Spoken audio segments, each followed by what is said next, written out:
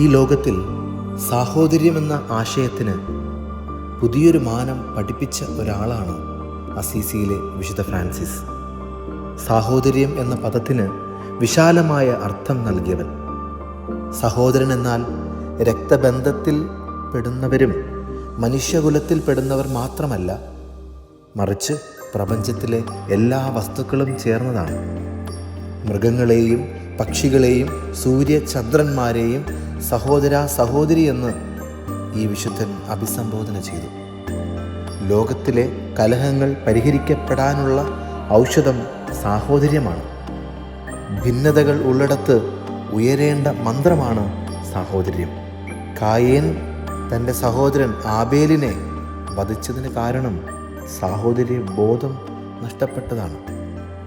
Abraham തൻ്റെ സഹോദരൻ ലോത്തിനോട് സാഹോദര്യം കാണിച്ചപ്പോൾ അബ്രാഹത്തിൻ്റെ ജീവിതം സമാധാനവും ഫലദായകവുമായിരുന്നു.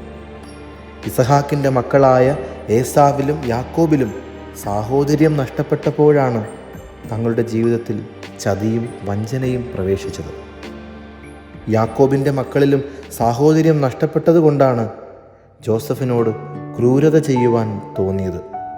ഫലമോ വലിയ ദാരിദ്ര്യവും സമാധാനക്കേടുകളും.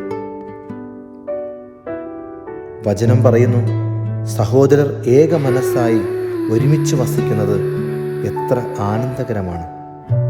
പരസ്പരം കാവൽക്കാരാകുന്ന സാഹോദര്യ ബോധത്തിലേക്ക് ഈ നോമ്പുകാലത്തിൽ നമുക്ക് വളരാം. ആമേൻ. സാഹോദര്യമെന്നത് കൈകോർക്കുന്ന നിമിഷം,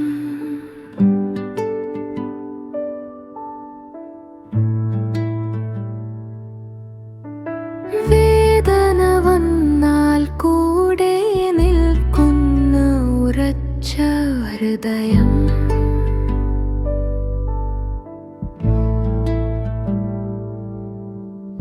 തെറ്റുകളുണ്ടായാലും വിട്ടുപോകാത്ത ബന്ധം, നീയും ഞാനുമല്ല നമ്മളെന്ന വിശ്വാസം.